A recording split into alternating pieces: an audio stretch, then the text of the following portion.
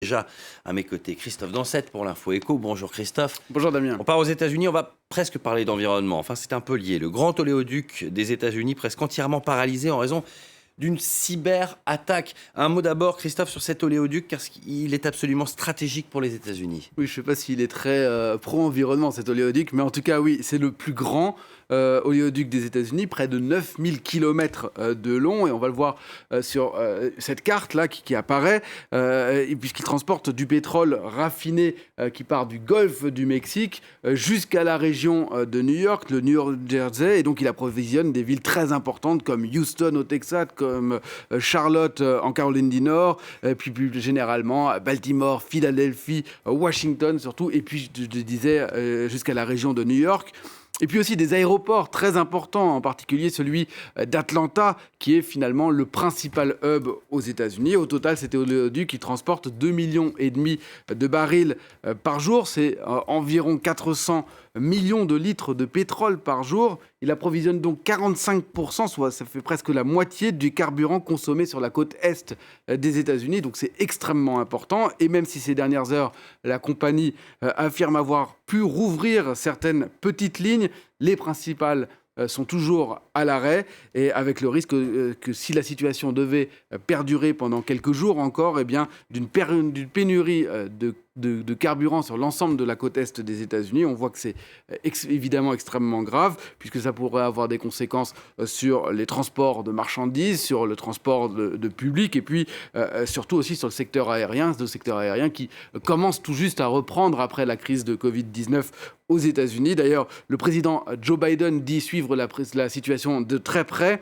et le gouvernement américain a décrété un état d'urgence en levant certaines restrictions sur le transport par route de carburant. En tout cas, il y a déjà une première conséquence sur les prix du pétrole.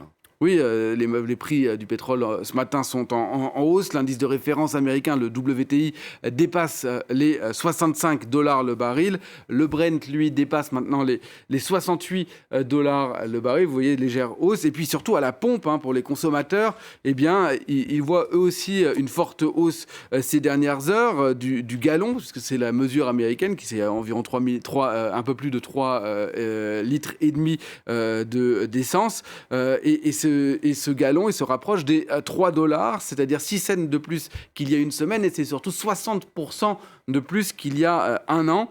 Tous les experts disent que si la situation devait perdurer encore 2 ou 3 jours, eh bien, les conséquences pourraient vraiment, à ce moment-là, être importantes. Et alors, à l'origine de cette paralysie, il y a eu une cyberattaque. Oui, l'entreprise Colonial a notifié le FBI dès vendredi de cette cyberattaque. Selon les premiers éléments, il s'agirait d'un rançongiciel, c'est-à-dire une attaque à but purement crapuleux menée par des pirates. L'idée, c'est on paralyse un système informatique par un virus, et l'entreprise est invitée à payer une forte rançon pour débloquer ce système. Ce sont des attaques qui se multiplient ces dernières années, surtout ces derniers mois, que ce soit aux États-Unis ou ailleurs dans le monde. D'ailleurs, ici en France, on en a parlé, je ne sais pas si vous vous souvenez, ici même ensemble, avec un certain nombre d'hôpitaux qui ont été la cible ces derniers mois d'attaques.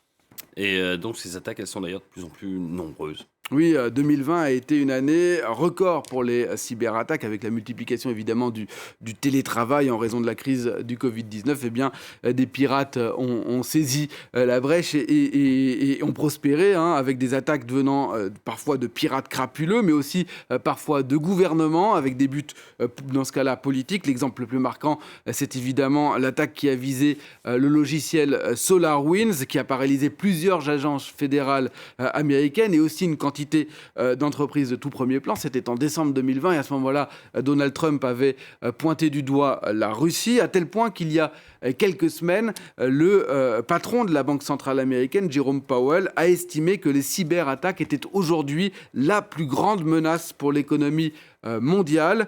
Les géants de la tech, le FBI, ont appelé le gouvernement américain à considérer ces attaques comme une menace pour la sécurité nationale américaine. Le mois dernier, d'ailleurs, le président américain Joe Biden s'est donné 100 jours pour mettre en place un ambitieux plan de cybersécurité. Et en France aussi, on se saisit du problème, puisque au mois de février dernier, Emmanuel Macron a annoncé un plan d'1 milliard d'euros pour renforcer la lutte contre le piratage informatique. Alors, on le disait, ça a un impact sur les prix du pétrole. Est-ce que cette attaque contre un oléoduc a des conséquences sur les places boursières? Alors évidemment, les investisseurs suivent cela de très près et on verra surtout à Wall Street, à l'ouverture un peu plus tard dans la journée, bien sûr. ce qu'il en est. En attendant, en Il y a déjà Asie, l'Asie, ouais. voilà, en Asie, pour l'instant, c'est assez mitigé. On a une légère baisse, vous le voyez, à Hong Kong pour le Hang Seng. Et on a plutôt une hausse ailleurs en Asie, avec notamment cette belle hausse du Kospi à Séoul, plus 1,41%. Merci beaucoup, Christophe Dansette. On se retrouve tout à l'heure, 7h45, heure de Paris. Et on continuera à parler de ces cyberattaques.